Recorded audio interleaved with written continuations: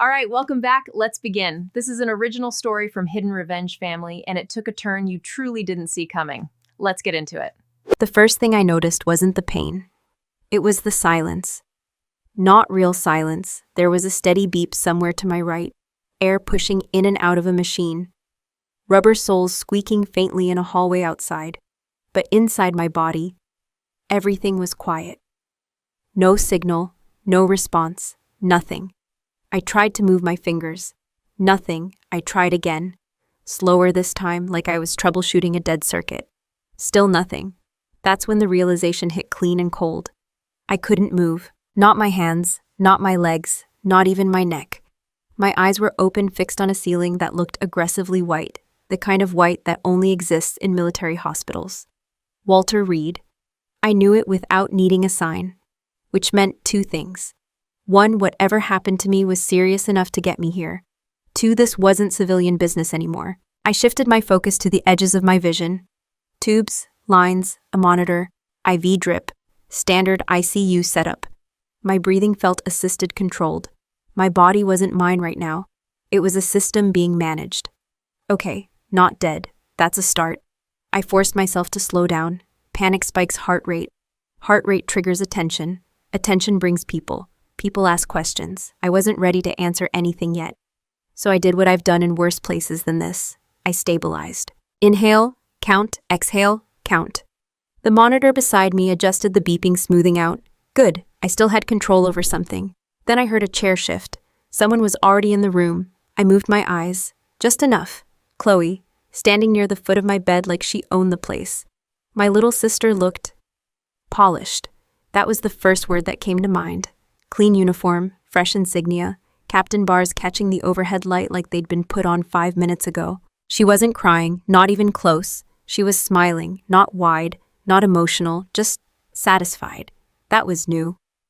Chloe had always been dramatic, loud, quick to react, the kind of person who needed everyone in the room to know how she felt. This version of her quiet, controlled, calculated, that got my attention. She walked closer, heels soft against the floor, and leaned over me like she was checking if I was still breathing. I kept my eyes open, unfocused enough to look useless. Let her think whatever she wanted. Her gaze moved across my face, studying, measuring.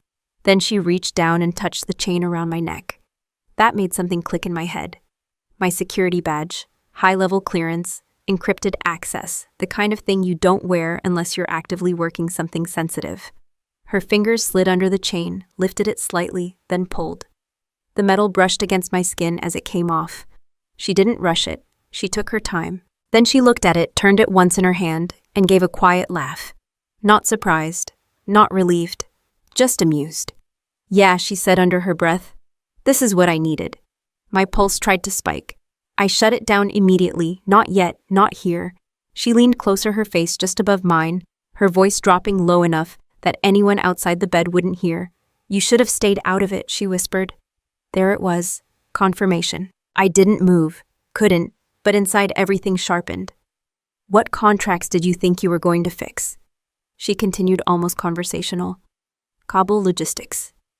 Really? So that's where this was going? Good. Keep talking. You've always had this problem, she said. You think because you're smarter than everyone else, you get to dig into things that don't belong to you. Her tone wasn't angry, it was patient, like she was explaining something obvious to a child. That told me more than anything else. This wasn't impulsive. This was planned. I focused on her words, locking them in place. Every sentence, every detail. I've built cases with less. Don't worry, she added, adjusting her posture slightly. I handled everything. Of course you did. She held up a folder with one hand, tapping it lightly against her thigh. I signed the medical power of attorney this morning, she said. You're officially under my care now. My lungs tried to fight the ventilator. I forced them back into rhythm. Medical authority meant control, access, decisions, restrictions, isolation. You're not going anywhere, she said softly. No transfers, no outside consultations, no second opinions. She leaned even closer, close enough that I could see the tiny crease near her eye when she smiled. You're going to stay right here. Pause. Forever. There it was, not a threat, a plan. And the best part, she believed it. That's what made it dangerous and useful. I kept my eyes steady, unblinking, empty. Let her think I wasn't processing any of this. She straightened up and glanced at the monitor. Heart rate looks stable, she said casually. Good. I'd hate for anything to go wrong too soon. Too soon. Interesting wording. She stepped back, sliding my badge into her pocket like it belonged there. Then she crossed her arms and looked down at me one more time. For a second I saw it. Not the rank, not the uniform, the real Chloe. The one who always needed to win. The one who couldn't stand being second. The one who finally found a way to fix that. Her lips curled just slightly. Relax, she said. You won't feel a thing. And then she laughed. Soft, controlled, cold. That sound stayed in the room longer than she did. The door opened, closed. Her footsteps faded. And just like that, I was alone again. Except I wasn't. Because now I had everything I needed. Motive, method, access, intent. She thought I was done. She thought I was a body on a bed waiting for a timeline someone else controlled. She was wrong. I couldn't move. Fine. I didn't need to. I could see, I could hear, I could think. And right now that was enough. I replayed every word she said, organizing it, breaking it down, storing it where it mattered. Cobble contracts, medical authority, no transfers, forever. She didn't just try to remove me, she replaced me. That meant there were gaps. And gaps are where systems fail. I shifted my focus back to the monitor, watching the steady rhythm I'd forced into place. Control what you can, ignore what you can't. Adapt. That's how you survive. And survival was step 1. Step 2. Make sure the person who put you here doesn't walk away from it. My eyes stayed locked on the ceiling, but my mind was already moving, building timelines, testing assumptions, looking for entry points. Chloe thought this was over. She thought she'd already won. That was her first mistake. The second, she said everything out loud. So let me ask you something. Have you ever been completely written off, labeled useless, finished out of the game, while you were still fully aware of everything happening around you? Because if you have, then you already know. That's not the end. That's the moment you start planning. I kept my breathing steady and waited. The first day passed in fragments. Voices in and out. Machines adjusted. Nurses checking vitals like I was just another case on a rotation schedule. No one asked me anything. No one expected anything. Good. The less they expected, the more I could observe. By the second day, I had a rhythm. Count the footsteps. Track the shift changes. Identify who talks too much and who doesn't talk at all. Memorize badge colors. Watch hands. People reveal more with their hands than their words. Chloe didn't come back immediately. That told me she wasn't worried. She had control. Or at least she thought she did. Which meant she was busy securing everything else. I focused on what I could control. Breathing, eyes, and time. On the morning of day 3, the room changed. Not physically, the same white walls, same machines, same smell of antiseptic. But the energy shifted. You learn to feel that kind of thing after enough time around command rooms. Someone important was about to walk in. The door opened without hesitation. Arthur. My father didn't look at me first. He looked at Chloe. Of course he did. She stood near the window, perfectly positioned uniform. Pressed posture straight. The picture of control. The kind of image that plays well in rooms full of men who think discipline is the same thing as loyalty.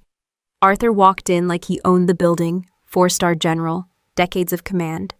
The kind of man who doesn't ask permission because no one ever made him. He stopped beside Chloe. I heard you handled everything, he said. Not, how is your sister? Not what happened, just that. Handled everything. Chloe gave a small nod, just enough humility to look appropriate. It needed to be done, she said. Arthur looked at her for a second, then gave a quiet, approving exhale. Good, he said. That's what I expect. I watched his reflection in the monitor screen. He still hadn't looked at me. She was getting sloppy, Chloe added, digging into contracts she didn't understand. There it was again. Kabul, they weren't even hiding it. Arthur finally turned his head toward me. His eyes scanned my face not with concern, but with evaluation, like I was a situation report.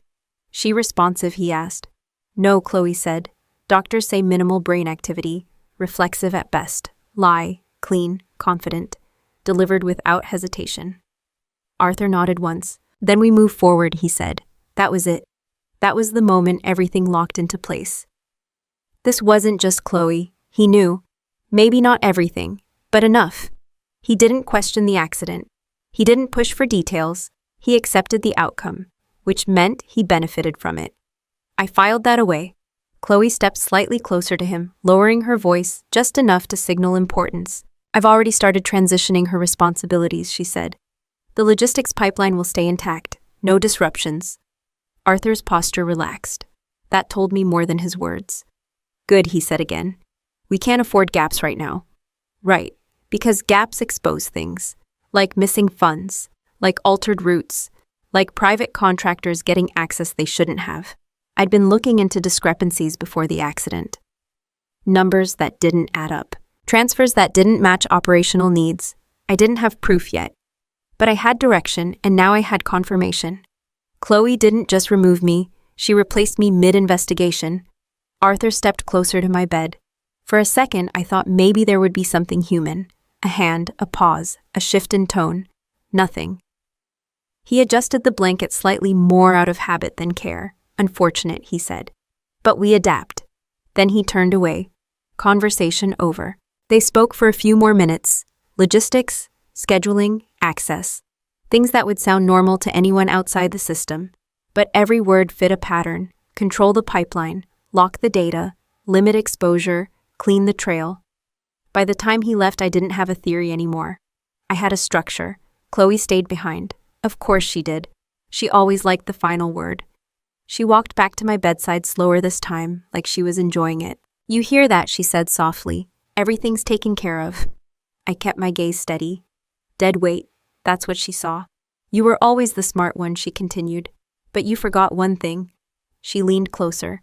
Smart doesn't matter if you don't control the room. She straightened up, smoothing her sleeve. And right now, she added, I control everything, not everything. But I let her believe it. Because people who think they've already won stop checking for threats. That's when they make mistakes. Later that afternoon, she came back. This time she wasn't alone. A man in a dark suit followed her in. Mid-50s, clean haircut, expensive watch. The kind of lawyer who doesn't introduce himself unless he has to. Family attorney, that tracked. Chloe positioned herself beside me, placing a hand lightly on my shoulder like she was the concerned sister. Just a few formalities, she said. The lawyer opened a folder, flipping through pages with practiced ease. Given the patient's condition, he said, we'll proceed under medical authorization. Of course you will. Chloe reached down and picked up my right hand. It felt distant, like it belonged to someone else. No resistance, no feedback, just wait. She positioned my thumb over an ink pad, then pressed it down onto a document.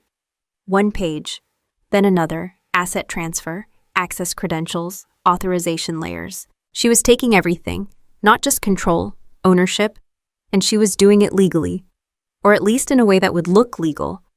I couldn't stop her, not with muscle, not with force. But maybe something shifted. Barely, so small I almost missed it. My index finger, a twitch. Not a full movement, not control, but signal. I focused everything on it. Ignore the rest of the body, forget the paralysis. Just that finger. Come on. Another twitch, weak, inconsistent, but real. The lawyer kept talking. Chloe kept pressing my hand onto paper. Neither of them noticed. Good, I waited. Timing mattered. Then I heard it. Footsteps in the hallway, slower than usual, not rushed, not casual, measured. A nurse, passing by. Now, I pushed. Everything I had. The finger tapped. Once, metal rail beside the bed. A faint sound, almost nothing. Again, short pause, long, Morse, crude, incomplete, but intentional. I kept going. Not fast, precise. Tap, pause, tap, tap, pause, long. The rhythm was shaky, but the pattern was there. I didn't know if it was enough. Didn't know if anyone would catch it. Didn't know if the nurse even slowed down. Chloe didn't react. The lawyer didn't look up. To them, nothing had changed. But I knew something had. Because for the first time since I woke up, I wasn't just observing anymore. I was sending a signal. And somewhere just outside that door, someone either heard it or they didn't. And that difference, that was going to decide how this ends. The sound I made shouldn't have mattered. It was too quiet, too inconsistent, not enough to register as anything meaningful to someone who wasn't listening for patterns. But someone was. I didn't see her face clearly when she passed the doorway. Just a shadow, a shift in movement that didn't match the usual rhythm. Most nurses walk with purpose. In and out, tasks lined up. This one slowed down, just slightly. That was enough. She didn't stop, didn't look in, didn't break routine. But she heard something. I knew it. Because 30 minutes later, everything changed. The room didn't announce it. No alarms, no raised voices, just a different kind of presence. The door opened again, but this time, Chloe didn't speak first. That was how I knew. Authority had shifted. Footsteps, firm, measured, not military, not medical, investigative. I moved my eyes. A man stood just inside the room, holding a thin folder. Early 40s, civilian suit, but not the kind you wear to impress people. The kind you wear because you don't care who's impressed. NCIS. He didn't introduce himself right away. He looked at me first. Not at the machines, not at Chloe, at me. And he didn't see a body. He saw a variable. Good. Chloe stepped forward, immediately intercepting the moment like she'd rehearsed it. Agent, she said, her voice soft, controlled, just enough strain to sound emotional. Thank you for coming. There it was, the performance. She moved closer to him, placing herself between us like a barrier. My sister. She started glancing back at me like I was already gone. She's not responsive. The doctors confirmed it this morning. Lie number 2. Delivered cleaner than the first. Marcus, because that had to be his name, didn't react. He just watched her. I understand there was an accident, he said. Car crash? Chloe replied immediately. Late night, she was overworked. I told her to slow down. She even let her voice crack a little on that last part. If I didn't know her, I might have believed it.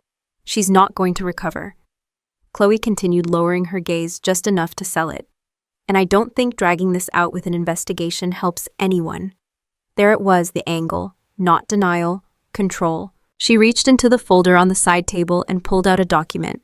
I have medical power of attorney, she said, handing it over. I'm authorized to make decisions on her behalf. Marcus took the paper. Didn't look at it immediately. He looked at her, then at me again, then back to the paper. Smart. She wouldn't want this, Chloe added quietly.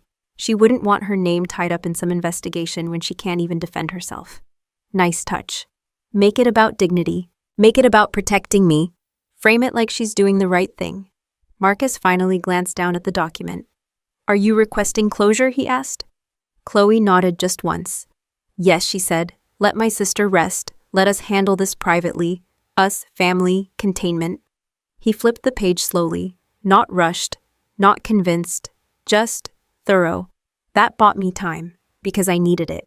My throat felt like sandpaper. Dry, tight, unresponsive. I hadn't tested it yet. Didn't need to. Until now.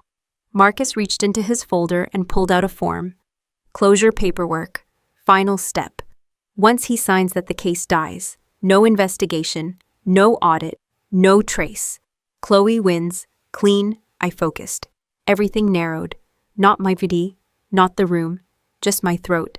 Come on, nothing. Try again. A faint vibration. Barely there. Marcus uncapped his pen. Chloe exhaled softly like the tension was already gone. That irritated me more than anything she'd said. She was already celebrating. I pushed harder. The ventilator hissed, adjusting slightly. My vocal cords felt like they were waking up from a long sleep. Pain. Good. Pain means signal. Marcus lowered the pen to the paper. I had one shot. Not a sentence. Not an explanation. Just enough to break the pattern. I pulled everything I had into one place. Breath. Pressure. Control. And then Bazi. It came out rough. Weak. Almost unrecognizable. But it was sound. Marcus froze. The pen stopped moving. Chloe didn't react immediately. She thought it was just noise. I forced the rest out. To Mum. My voice cracked halfway through, but I finished it. Shud. The room went still, not quiet. Still. Chloe blinked, confused. What was that, she asked, turning toward me for the first time like I wasn't just furniture. But Marcus didn't look confused. He went very, very still. Then he looked at me, not past me, not through me, at me. And this time there was no doubt. He saw exactly what I wanted him to see. Recognition, not of me, of the words, of what they meant. His expression didn't change dramatically. That's how I knew it was real. No shock, no questions. Just a shift, subtle, controlled, dead serious. He closed the folder, slowly, then he capped his pen and slid it back into his pocket. Chloe stepped forward, irritation starting to show. "Agent, I think she's just Captain," Marcus said. Calm, flat, not loud. But it cut straight through her sentence. She stopped. He didn't look at her yet. Still watching me. "Where did you hear that?" he asked. He wasn't asking her. He was asking me. I held his gaze. Didn't blink, didn't move, didn't need to. He got it. That was enough. Now he turned to Chloe. "Captain," he repeated, finally acknowledging her. Her posture tightened. "Yes, you can step outside." She frowned slightly. "I'm her medical proxy. I'm authorized to—" "This is no longer a medical matter," Marcus said. Same tone, no emotion, no room for argument. Chloe's eyes narrowed. "I don't think you understand. I understand exactly what I need to," he cut in. Then he held up the document she gave him. "And this," he added, glancing at it briefly. "This just became irrelevant." That landed hard. "What does that even mean?" Chloe demanded, her control starting to slip. Marcus didn't raise his voice. Didn't need to. "It means," he said, folding the paper, "once this patient is no longer under family jurisdiction." He placed the document back on the table, carefully, deliberately, then he looked her straight in the eye. "She's now under National Security Authority." Silence. Chloe stared at him, trying to process it, trying to regain control. "This is ridiculous," she said. "She can't even—" "She can," Marcus said. And for the first time, there was something in his voice. Not anger, not frustration, certainty. "You just didn't know what to listen for." That shut her up, for a second. Then she stepped closer, lowering her voice. "You're making a mistake," she said. "You don't know what you're getting into." Marcus didn't move, didn't react, just watched her. "I do," he said. And that was the end of that. He stepped aside slightly, giving her a clear path to the door. Not a suggestion, a command. Chloe looked at me one last time. And for the first time since I woke up, she wasn't smiling, she was calculating, trying to figure out what just happened. Too late, she turned and walked out. The door closed behind her. And just like that, the game changed. I waited until the door sealed shut before I let my eyes shift. Marcus didn't say anything right away. He stepped closer to the bed, not rushed, not dramatic, just controlled movement, like he was entering a secure space instead of a hospital room. Then he reached over and adjusted the monitor. My heart rate dipped slightly. "Good control," he said under his breath. Not a compliment, an assessment. I held his gaze. That was the first real confirmation. No code, no signals, just recognition. "You're not paralyzed," he said quietly. I didn't answer, didn't need to. He already knew the answer mattered less than what I was about to do next. "Blink once if you understand me," he said. I did, slow, deliberate. He nodded once. "Blink twice if you're being monitored outside standard medical systems." 2 blinks, no hesitation. That got his attention. He glanced toward the corner of the room, scanning angles, not devices. People who look for cameras directly don't last long. You read behavior, not hardware. Then he leaned in slightly. "We don't have time for a slow recovery," he said. "So here's how this works." I focused. "You stay exactly like this when anyone outside my clearance walks in," he continued. "Family, staff, anyone. You don't move, you don't react, you don't speak. Obvious." Behind closed doors, he added, "We start getting you back online." That was the part I cared about. He stepped back and pulled a chair closer. 4 weeks, he said. "That's what I can buy you before this gets pulled out of my hands. 4 weeks. Enough, if used correctly. I'll control access," he continued. "Medical records, staff rotation, security clearance. No one gets near you without going through me." That meant isolation, protection, and a clean environment to work. Now he said, watching me carefully, "You're going to tell me how bad this is." I couldn't speak yet. Not clearly, but I could blink. He adjusted quickly. 1 blink for yes, 2 for no. Efficient. Was the accident intentional? 1 blink. Inside job. 1 blink. Your sister. 1 blink. No hesitation. He didn't react outwardly, just nodded slightly. "Financial motive?" he asked. Pause. "Yes. 1 blink. Military exposure risk." 1 blink. That changed the situation. Family crime becomes federal. Federal crime becomes national security. Now we were in his territory. "All right," Marcus said. "Then we're not just dealing with fraud. No, we weren't. We were dealing with containment. And I was the loose end she thought she'd already cut. The first week was about control, physical control, not full movement, not strength, just signal. Marcus arranged it without drawing attention. Physical therapy sessions logged as routine, ICU recovery. No one questioned it because the reports matched what they expected to see. Minimal progress, nothing dramatic. On paper, I was still a body waiting to stabilize. In reality, I was rebuilding from zero. Finger first, then wrist, then slight shoulder engagement. Every movement controlled, measured, hidden, because the performance mattered more than the recovery. Chloe came by twice that week. Both times I stayed exactly the same. Eyes open, unfocused. No reaction. She talked. Of course she did. She always needed an audience.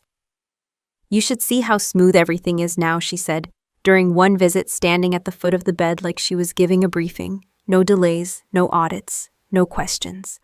That last part told me everything. She'd already cleared the first layer. I'm fixing everything you messed up, she added. Right, by stealing it. I memorized every word, not for emotion, for pattern. By the second week, Marcus brought in a laptop. Standard issue, nothing flashy. That's your window, he said, placing it on the rolling table beside me. My hands weren't steady yet, but they didn't need to be fast. They needed to be precise. He didn't hover, didn't guide, just watched. That was respect. And expectation. I started with access points, internal networks, routing paths, permissions tied to my credentials, which according to the system were still active. That was Chloe's first real mistake. She took the authority, but she didn't fully transfer the identity, which meant I still existed in the system, just inactive. Perfect. I moved slowly, no sudden logins, no spikes. Blend in, become background noise. That's how you survive inside your own infrastructure. By the third week, I found it. The shell company, registered under my name. Of course it was. Clean paperwork, proper authorization trails. Everything looked legitimate. Until you checked the timing. Transaction started 2 days before my accident. Accelerated after. Classic. Remove the operator, then move the money. $12 million, not small, not random. Structured transfers, layered accounts, international routing. She wasn't just stealing. She was laundering military funds. That crosses a line you don't come back from. I kept digging. Metadata, timestamps, IP logs. That's where people get sloppy. Not because they're careless. Because they think no one's watching. And she thought I was gone. That was her second mistake. The access logs pointed back to a single origin. Consistent, repeated, predictable. Her workstation, her credentials, her pattern. Clean enough to pass a surface check. Not clean enough to survive an audit.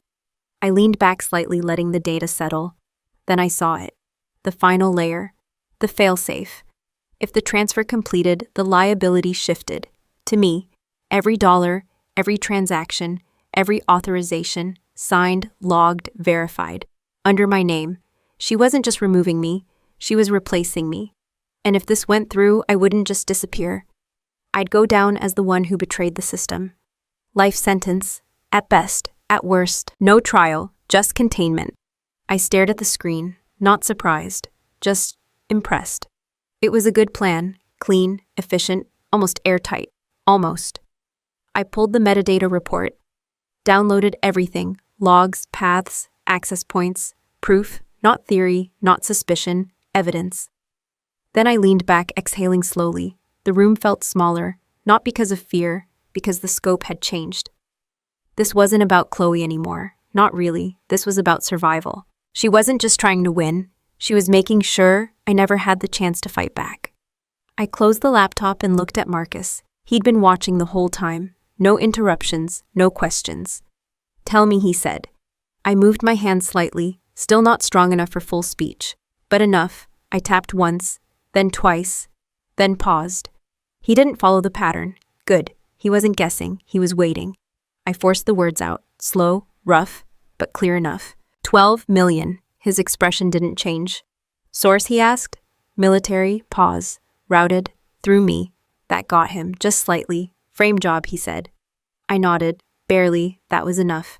He leaned back in his chair, processing it. Then we're out of time, he said. Exactly, because once that transfer completes, there's no reversing it. No explaining it, no fixing it. You don't come back from that kind of record.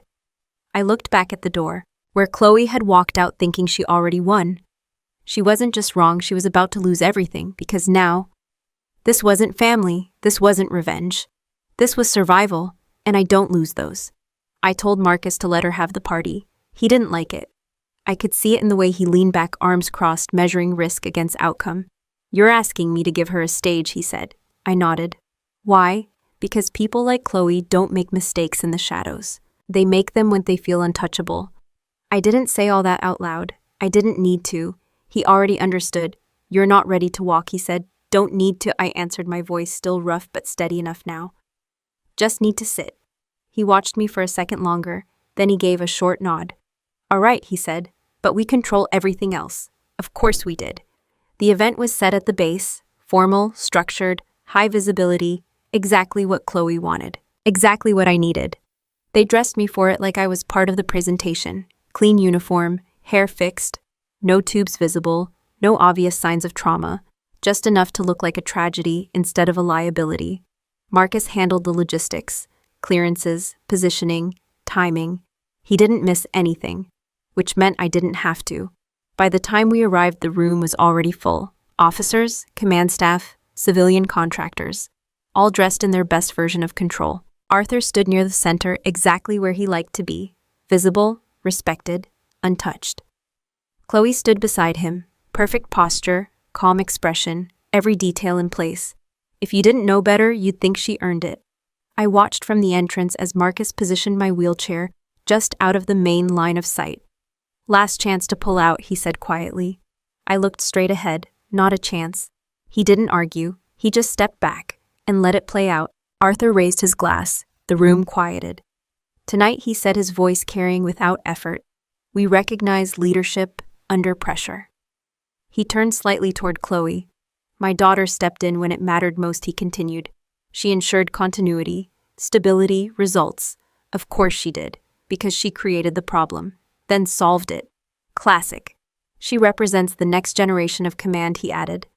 Applause followed, polite, measured, military. Chloe accepted it like she'd been waiting her whole life for this exact moment.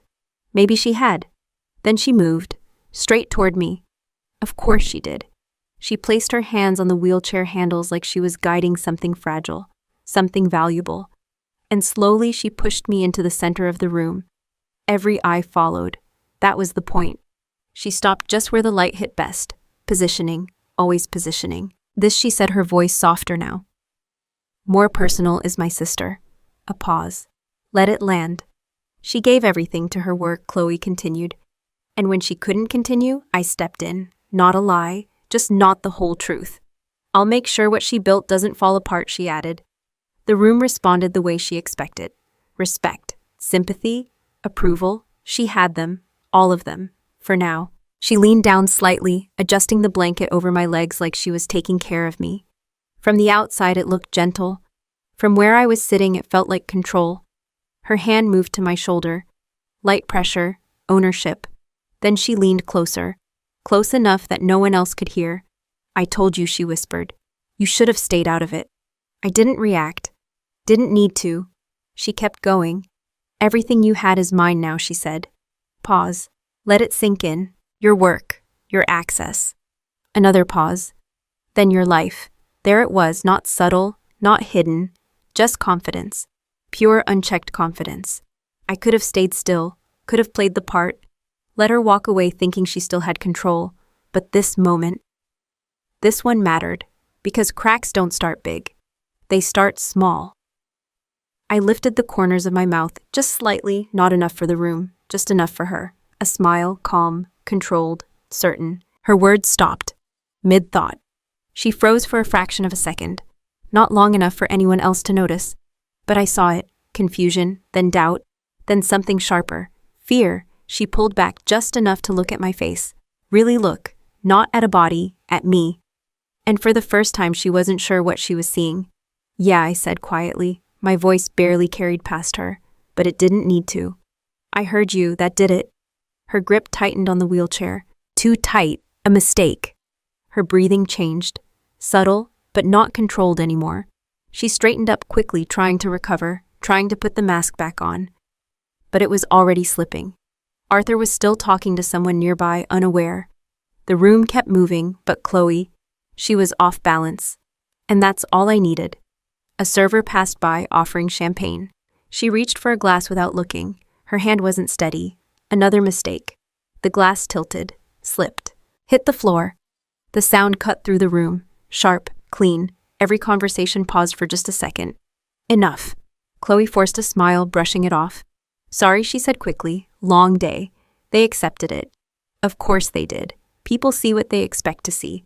But I saw the difference. The hesitation, the delay in her recovery. The way her eyes flicked back to me, just once, to check, to confirm, to understand what changed. And she couldn't, because she still thought this was about control. It wasn't. It was about timing. And hers was running out. Marcus moved closer just enough to be within reach. Nice work, he said under his breath. First crack, I replied. He nodded. Next one won't be subtle. It didn't need to be, because now she knew something was wrong. She just didn't know what. And that's worse, because when people can't identify the threat, they start making decisions too fast, too emotional, too exposed. I sat there in the center of the room, exactly where she wanted me. Visible, silent, harmless. That's what everyone saw. But Chloe, she saw something else now. Not weakness, not damage, not a body she could control. She saw a problem, and the worst part? She didn't know how big it was yet, but she was about to find out. I caught Marcus's eye and gave him a single blink. Not the kind anyone else would notice, but he did. He shifted his weight slightly, like he was just adjusting his stance, then stepped back into the crowd without drawing attention. That was the signal. We were done waiting. Everything up to this point had been positioning. Now it was execution. I sat exactly where Chloe left me, hands still, posture relaxed, face neutral. From the outside, nothing changed. Inside, the clock started. 15 minutes. That's all it was going to take. Because the real work wasn't happening in this room. It was already built into her system. 3 days ago, I embedded a digital signature into her transfer pipeline. Not something obvious, not something loud. A validation layer. Invisible unless you knew where to look. Every transaction she initiated had to pass through it. And the moment it triggered, everything would collapse at once. No warning, no partial failure, total shutdown. I watched Chloe from across the room. She recovered from the glass incident fast, too fast. That told me she was still trying to hold control instead of reassessing. Good. People who double down under pressure don't see the trap closing. Arthur was still talking, still playing host, completely unaware. That wouldn't last.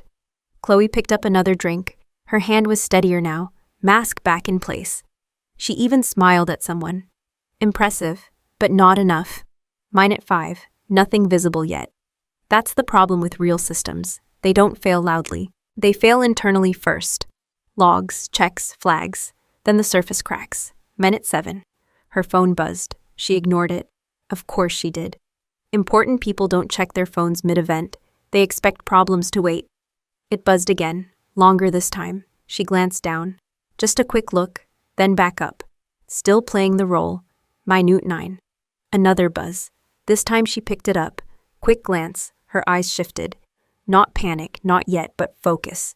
Something wasn't right. She stepped slightly away from the group, still within sight, still maintaining composure. She typed something, waited, looked at the screen again. That's when it started. The first real crack. Her jaw tightened, small but real. Minute 11. Her phone buzzed again, and again, and again. This time she didn't hide it. She turned away from the crowd, walking toward the side of the room, faster now. Marcus drifted closer to me. Talk to me, he said quietly. It's live, I answered. He nodded once. No surprise. He trusted the setup. That's why we worked. Chloe stopped near the hallway, back turned to the room. Her shoulders were tight now, rigid. She wasn't acting anymore. She was reacting. Her fingers moved fast over the screen, trying to fix it, trying to override. She couldn't. Because the signature wasn't something you override. It was something you failed. Every transaction she pushed rejected. Every reroute blocked. Every backup path closed. Pentagon systems don't negotiate once a violation is flagged. They lock. Hard. Minute 13. Her phone rang. Not a buzz. A call. She answered immediately. Yeah, she said. Voice low sharp. Pause. What do you mean rejected? Pause. No, that's not possible. Run it again. Longer pause. Her free hand clenched. They can't flag it. It's clean. Another pause. Then her control broke. Fix it, she snapped. Now. People nearby started to notice. Not the words, the tone. She ended the call abruptly and dialed another number, straight to voicemail. She tried again. Nothing. Third number, disconnected. That's when it hit her. Not a delay, not a system glitch. A cut, clean, complete. No one on the other end. No fallback, no support. I watched it happen in real time. The exact moment she realized she was alone. Marcus leaned slightly closer. Office just got locked down, he said under his breath.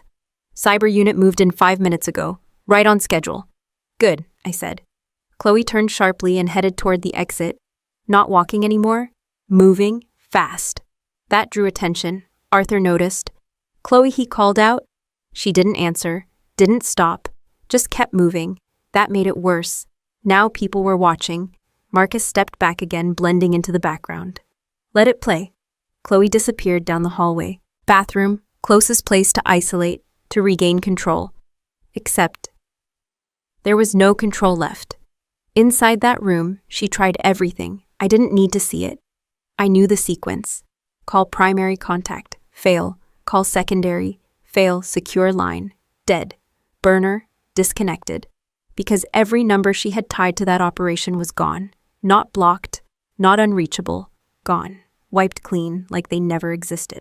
That's what happens when you build your network on people who don't want to be found. They disappear faster than you can react. Minute 15.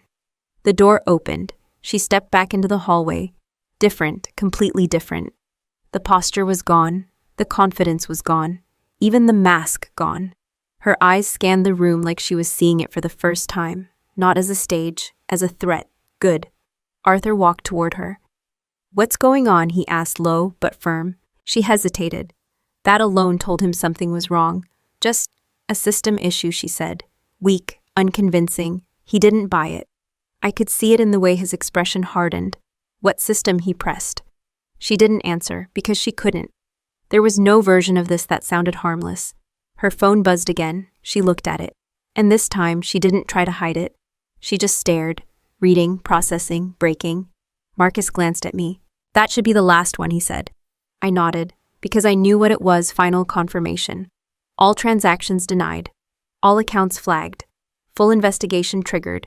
No exit, no cleanup, no escape. Chloe lowered the phone slowly. Her hand was shaking now. Not subtle, not controlled, visible. Arthur saw it. Everyone close enough saw it. What did you do? He asked. Not what happened, not what's wrong. What did you do? He knew, not everything, but enough. Chloe opened her mouth, closed it, no answer. Because there wasn't one that saved her. I sat there exactly where she left me. Still, quiet, watching. To everyone else it looked like nothing had changed. But Chloe, she knew. Somewhere between the calls, the silence, the numbers that stopped responding. She felt it, the shift, the loss of control. The moment the system stopped working for her and started working against her. And the worst part, this was just the beginning. I watched her try to leave. That was the first real instinct. Not fix it, not explain it. Run. Chloe moved fast across the room, cutting through conversations without acknowledging anyone. No more smiles, no more performance, just urgency. Arthur followed 2 steps behind her. Chloe, he said sharper now. Stop. She didn't. That told him everything. People who are in control don't ignore a 4-star general in public. People who are losing do. She reached the main exit and stopped, not by choice.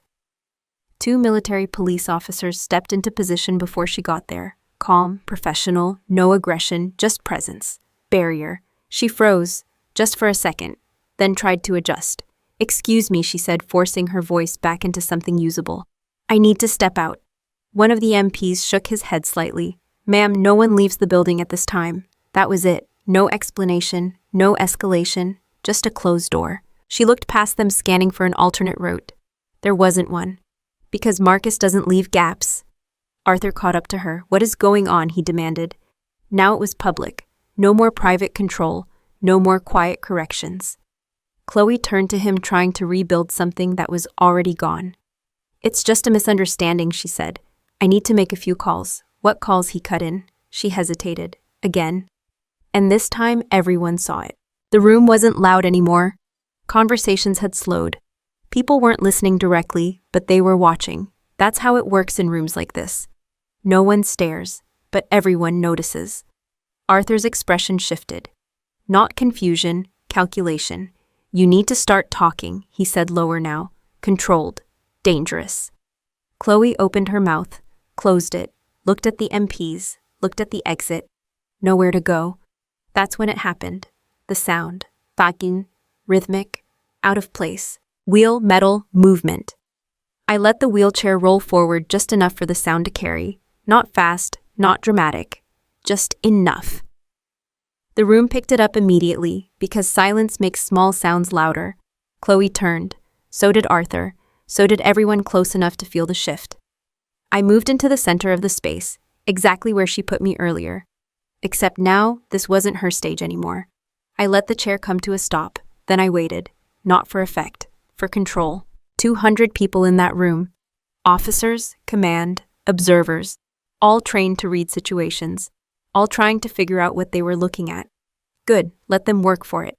I placed my hands on the arms of the chair, slow, deliberate, no rush. Chloe's eyes locked on me, confusion again, then something worse, recognition. I pushed up, my legs responded, not perfectly, not smoothly, but enough. The chair shifted slightly behind me as I stood, and just like that, everything stopped. No noise, no movement, no conversation. 200 trained professionals frozen, because they knew exactly what they were seeing and exactly what it meant.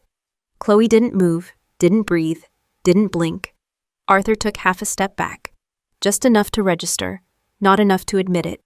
I stood there steady, balance controlled, no shaking, no hesitation. I didn't look at anyone else, just Chloe. Then I reached into the inside pocket of my uniform, pulled out the folder, 40 pages, printed, structured, proof. I walked forward, each step clean, measured, no wasted movement. And then I dropped it, right onto the table in front of her. The sound cut through the room like a signal, sharp, final. Captain Chloe, I said. My voice wasn't loud, didn't need to be. Everyone was already listening. You used the wrong IP address when you pushed the transfer. I saw it hit her. Instant, hard. You routed $12 million through my account at 3:14 a.m. yesterday. I continued. Same device, same pattern, same mistake. Her face changed. Not denial, not anger, exposure. The problem, I added, is you assumed I wouldn't be around to check your metadata. That landed deeper. Because it wasn't just accusation, it was precision. Arthur stepped forward. This is out of line, he said, voice sharp, trying to regain control. You don't understand what you're saying. I didn't even look at him, not yet. You authorized 3 transfers under shell accounts registered to my name. I continued, flipping the top page open. You staged routing through contractor networks to mask origin. Chloe's hands clenched, tight, visible. And you tied every one of them back to me, I said. Now I looked at Arthur. Finally. You signed off on 2 of those transactions, I added. That changed the room. Subtle, but real. Arthur stiffened. That's not, he started. 50,000, I cut in. Flat, precise, 2 weeks ago, direct deposit through a private channel. You labeled it as consulting. He stopped. Mid-sentence, because I wasn't guessing, I was reading. The room shifted again. Not loud, but different. Respect turned into distance. Distance turned into suspicion. Chloe looked at him. For help, for support, for anything. He didn't move, didn't speak, because now he wasn't sure which side he was on. I stepped closer. Just enough. This wasn't a mistake, I said. This was a plan. No emotion, no anger, just fact. You tried to remove me, I added. Then replace me. Chloe's voice came back. Sharp, desperate. You don't have proof, she said. I tapped the folder. Page 12, I replied. Timestamp verification. Then another tap. Page 23, device authentication. Another. Page 31, transfer authorization logs. I leaned in slightly, close enough that only she could hear the last part. You should have cleaned your trail. I straightened back up. The room was completely still now. No one was pretending this was normal anymore. This wasn't a ceremony, this was exposure, and it was happening in real time. Chloe looked around, at the officers, at the MPs, at Marcus, and finally back at me. And for the first time since this started, she didn't look like she was in control. She looked like she was already caught. And this time, there was nowhere left to run. I didn't raise my voice. I didn't need to. The room had already shifted. No one was looking at Chloe the same way anymore. No one was looking at Arthur the same way either. That's how fast authority disappears when proof shows up. It doesn't fade, it drops. Marcus stepped forward. No announcement, no build-up, just movement. He reached for Chloe's wrist. She pulled back instinctively. Don't, she snapped. Too late. His grip was firm, controlled, not aggressive, just final. Captain Chloe, he said calm and clear, you are being detained under federal authority pending investigation for financial crimes and breach of national security protocols. The words landed like a door slamming shut. She tried to shake him off. You can't do this, she said. You don't have jurisdiction, I do, Marcus replied. Same tone, no emotion. That was worse than anger. Because anger can be negotiated. This couldn't. The cuffs came out, metal, cold, precise. He secured one wrist, then the other. No struggle. Because by the time it happens, the fight is already over. The room watched. No one stepped in. No one objected. That told me everything. Authority had already transferred. The MPs moved in next. 2 of them, one on each side, not rushing, not forcing, just taking control of the situation. Chloe looked around again, searching for someone, anyone. Her eyes landed on Arthur. Dad, she said, not captain, not confident, just Dad. He didn't move, didn't step forward, didn't speak because now he understood the cost of being seen on the wrong side of this. I didn't, she started, then stopped, because there was no version of that sentence that helped her. The MPs adjusted their grip. Not tighter, just secure. Procedure. Arthur finally spoke. This is a mistake, he said, but it didn't carry the same weight anymore. Not command, not authority, just noise.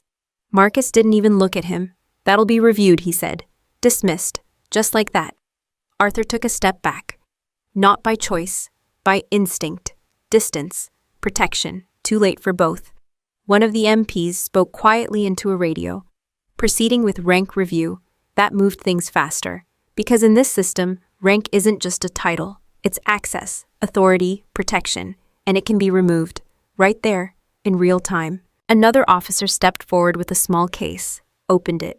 Inside official insignia tools, no ceremony, no speech. They reached for Chloe's shoulders. She stiffened. What are you doing? She demanded. No one answered. They removed the bars, clean, efficient, no hesitation. The metal came off her uniform like it never belonged there. And just like that, Captain Chloe was gone, replaced by nothing. No rank, no protection, no status, just a detainee in cuffs. That hit harder than anything else. I saw it in her face. That was the moment she understood. This wasn't temporary. This wasn't something she could talk her way out of. This was over. Arthur didn't say another word, because now anything he said could be used against him, and he knew it. Marcus gave a slight nod to the MPs. They started moving her toward the exit. Controlled pace, no rush, because there was nowhere for her to go. That's when she broke, not earlier. Not when the money disappeared, not when the cuffs went on. Now, wait, she said, sharp, desperate. They didn't stop. Wait, she said again, louder this time. The room felt it. That shift, from control to panic. She twisted slightly, trying to turn back. Evelyn, she said, my name, not my sister, not her, me. The MPs paused, just enough. She looked at me. Really looked this time. No mask, no control, just fear. We're family, she said, her voice cracked. Actual emotion, not performance. You can fix this, she added. You know you can. I didn't move, didn't speak. She took a step toward me before the MPs tightened their hold. Please, she said. That word didn't belong to her. Not before today. We're the same, she said. We've always been no. We weren't. I stepped forward, slow, measured. The room watched. No one interrupted. No one needed to. I stopped in front of her, close enough to see every detail, the stress, the cracks, the reality finally setting in. Her uniform was slightly off now. One button near the collar misaligned. Small but visible. I reached up, fixed it, straightened the fabric like it mattered, like she still had something worth preserving. She didn't understand why. That was the point. Then I looked her in the eyes. No anger, no hesitation, just clarity. Family doesn't leave you paralyzed in a hospital bed, I said. My voice was steady, flat, controlled, then sign papers to bury you there. She froze. Every word landed exactly where it needed to. I'm not your sister, I continued. Pause. Let it settle. I'm the one who cleans up the mess. That was it. No speech, no emotion, just truth. I stepped back. Marcus gave the signal. The MPs moved. This time, no pause. They walked her out. She didn't fight, didn't argue, didn't speak again, because now she understood. The doors at the end of the hall opened, heavy, reinforced. They closed behind her. And just like that, she was gone. The room stayed quiet for a few seconds longer. Not out of respect, out of recalibration, everyone adjusting to the new reality.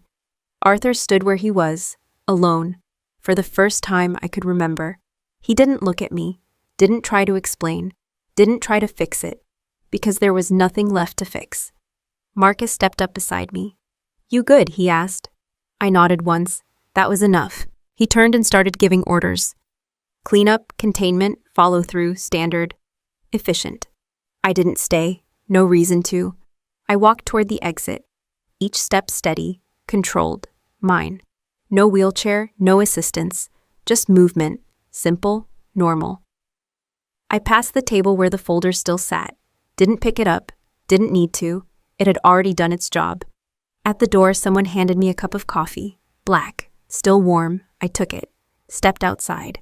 The air hit different, clean, quiet, uncomplicated. I took a sip, no rush, no pressure, just done. Behind me, the building sealed itself back into whatever version of order it was going to pretend to have next. Inside, investigations, reports, consequences. Outside, nothing, just space and silence, the kind that actually means something. I walked forward, didn't look back, because there was nothing back there that belonged to me anymore. And for the first time in a long time, that felt right. I didn't win because I was smarter than Chloe. That's the version people like to believe because it feels clean. It makes the story simple. Good sister versus bad sister. Smart beats reckless. Problem solved. That's not what happened. I survived because I didn't panic when everything collapsed. When I woke up in that ICU, I had no control over my body, no way to move, no way to speak, no way to defend myself. Most people in that position would react the same way: fear first, then anger, then desperation. And that's exactly what would have gotten me killed. Panic doesn't just make you emotional, it makes you predictable. And predictable people are easy to manage. Chloe was counting on that. Counting on. She expected me to fight in the wrong way, to react, to spike the monitors, to force attention, to expose that I was still there. I didn't give her that. Instead, I did something most people don't even think about. I slowed everything down. I controlled my breathing. I stabilized my heart rate. I made sure every machine in that room told the same story, that I was exactly what she thought I was. Done. That bought me time. And time is the only thing that matters when you're trapped. People love talking about big comebacks, big moments, big moves. That's not how real situations work. You don't start with power. You start with control. Small control. The kind no one notices. Breathing evenly when your body is failing. Listening when someone thinks you can't hear them. Watching patterns when everyone else is focused on noise. That's where it begins. If you take one thing from this, it's this: when your situation is out of control, your job is not to fix everything immediately. Your job is to control the next decision, just the next one, not the whole plan, not the outcome, just the next move. When I couldn't move my body, I focused on what I still had. Eyes, hearing, timing. That's enough to build something. Most people lose because they try to jump from zero to control in one move. That doesn't work. You build it step by step. Control your reaction, then control your information, then control your timing, and eventually you control the situation. Another thing people get wrong is thinking strength looks aggressive. It doesn't. Strength is quiet most of the time. It's choosing not to react when reacting would feel better. It's letting someone talk because you know every word they say is giving you leverage. Chloe told me everything I needed to know in that hospital room. Not because I forced her, because I stayed still long enough for her to feel safe. That's the part no one talks about. When people think they've already won, they stop protecting themselves. That's when they get careless. That's when they expose things they shouldn't. And that's when you start winning. Not loudly, not dramatically, quietly. In real life, this shows up more often than you think. You don't need a hospital bed for it to happen. It happens in offices, in relationships, in family situations. Someone underestimates you, writes you off, assumes you're not paying attention, and in that moment, you have a choice. React immediately or stay controlled and let them reveal more. Most people choose the first option because it feels better. It feels like strength. But it's not. It's just fast. And fast isn't always effective. The second option is harder. You sit there, you listen, you collect information, you don't correct them, you don't argue. You let them build the case against themselves. That's what I did. And by the time I moved, I didn't need to prove anything. Everything was already there. Another mistake people make is thinking they need to show strength early. You don't. Showing strength too soon just tells the other person where your limits are. It gives them a chance to adjust, to defend, to clean things up. I didn't move when I first could. I didn't speak when I first had the ability. I waited until the exact moment it mattered. That's the difference between reacting and executing. One is emotional, the other is strategic. And strategy wins every time. If you're dealing with something right now, something messy, unfair, or out of your control, here's the reality. You don't need to fix everything today. You don't need to win immediately. You don't even need to be seen as strong right now. You just need to stay in control long enough to understand what's actually happening. Because once you understand it, you can change it. And if you stay calm while everyone else assumes you're already done, you'll have something they don't: time and leverage. And those two things are how you turn a losing position into something else entirely. I used to believe that family automatically meant loyalty, not in a blind, naive way. I've worked in intelligence long enough to know people lie, manipulate, and protect themselves first. But there was still a line in my head, a boundary I assumed wouldn't be crossed. I was wrong. And that's the part people don't like to talk about. Because it's uncomfortable, it's easier to believe that family is always safe, that blood equals trust, that no matter what happens, there are certain things people just won't do to each other until they do. Chloe didn't wake up one day and decide to destroy me. It didn't start like that. It built over time. Small decisions, small justifications, things that didn't look serious at first. A shortcut here, a rationalization there, then a bigger step, then another, and at every stage she told herself the same thing people always tell themselves. It's not that bad. I can control it. No one will get hurt.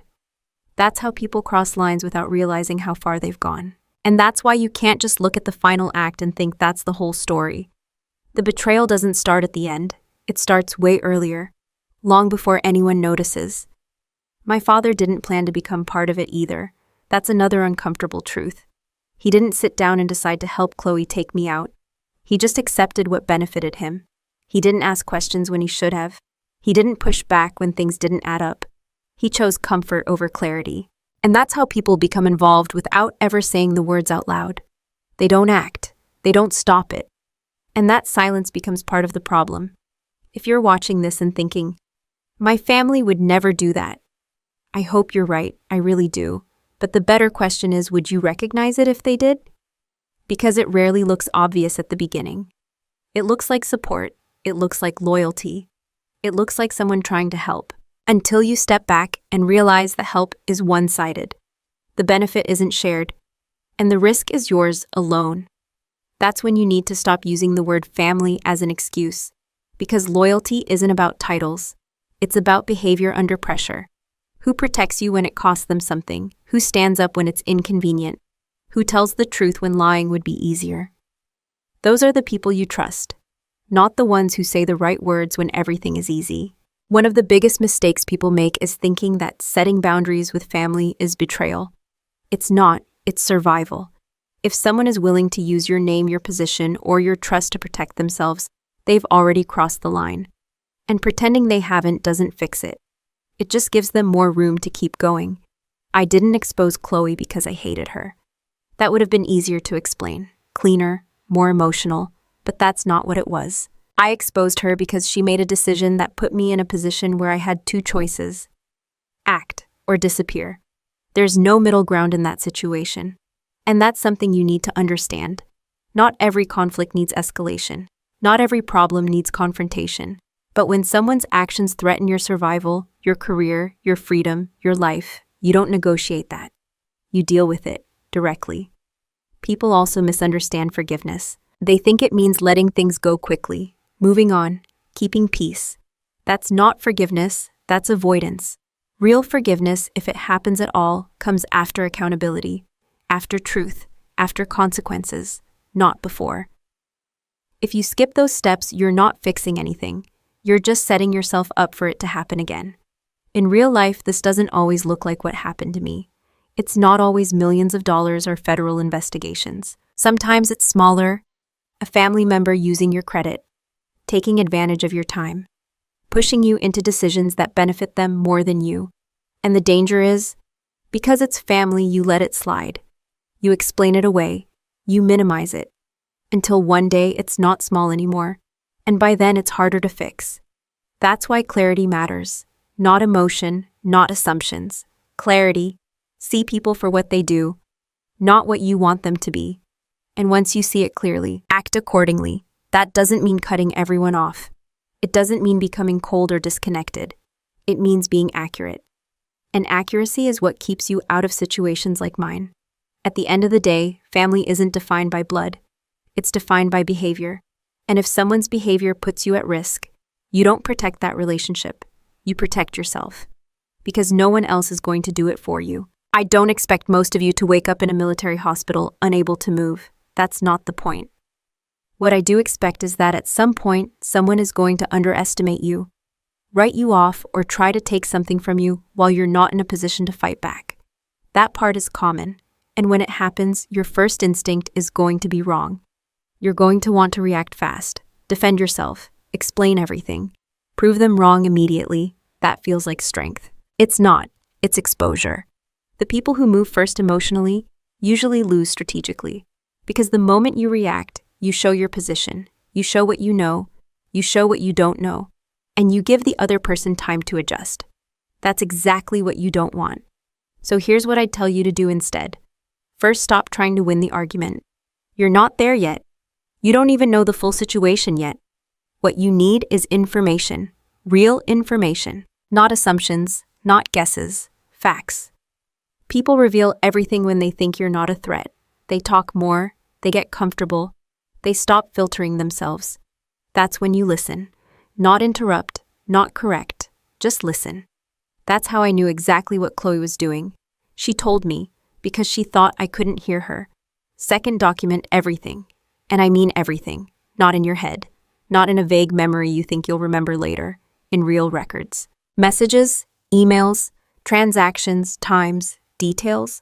Because when things escalate, memory doesn't matter. Proof does. You don't win situations like this by being right. You win by being able to prove you're right. And those are not the same thing. Third, don't announce your comeback. This is where most people mess up.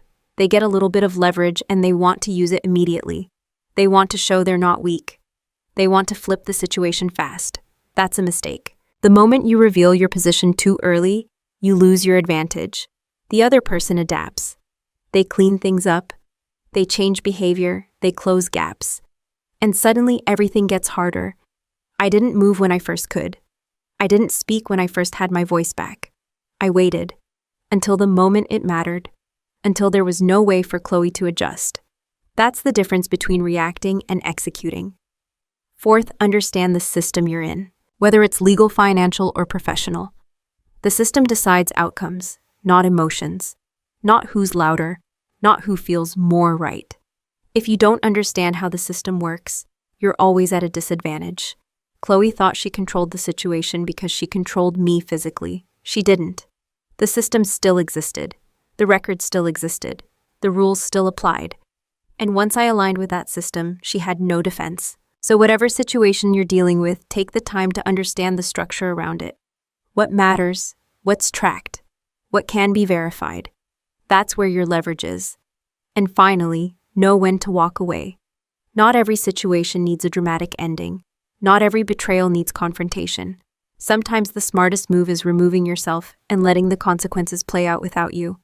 What I did wasn't about chasing her down or making a scene. It was about putting everything in place so the outcome was inevitable. Then stepping back, that's control. That's how you protect yourself long term. Because if you tie your outcome to emotional reactions, you're always going to be pulled into something you can't fully control. But if you build it right, the situation resolves itself. What happened to me looks extreme, but the patterns aren't. They're everywhere, in workplaces, in relationships, in families. Someone underestimates you, someone takes advantage, someone assumes you won't notice. And in that moment, you have a choice. React fast or stay controlled and build something they don't see coming. If you've been in that position before then, you already understand this isn't just a story. It's a pattern. And the more you recognize it, the harder it becomes for anyone to use it against you. That's why I share these kinds of revenge stories, not for the drama, but because most family stories people hear stop at the emotion. They don't show you the structure behind it. They don't show you how real family drama actually plays out when there are real consequences. And if you can see the structure, you can avoid the trap. Or get out of it. So if this made you think a little differently, if it gave you something you can actually use the next time life puts you in a situation you didn't ask for, go ahead and subscribe. Because the next story might not just be something you watch. It might be something you recognize. And that difference, that's what keeps you in control. Final note. This story is a work of fiction, but the valuable lessons we discuss are entirely real and continue to happen to many people every day. If this style isn't for you, that's perfectly okay. Please feel free to look for other content that better suits your needs.